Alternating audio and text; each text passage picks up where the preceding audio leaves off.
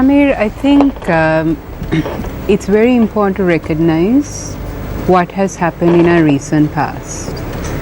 I recognize what the two previous speakers said in terms of quite dire situation where the country is. But it's also important to recognize that people have become much more active and engaged in politics.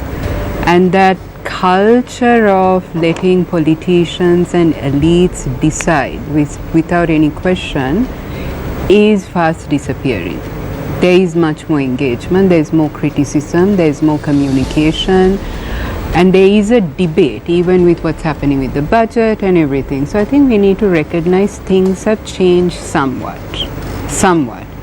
But I think in the larger scheme of things, unfortunately, decision making and policy making is very much limited to a few, and that's the problem.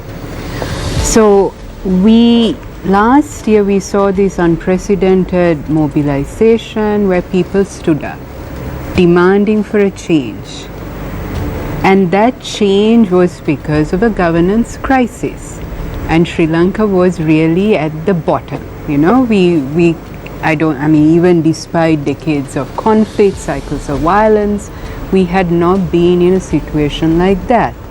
So there was also an opportunity to think of a new Sri Lanka, a new vision. Now I feel some opportunities were missed in terms of what could have been done, what could have happened.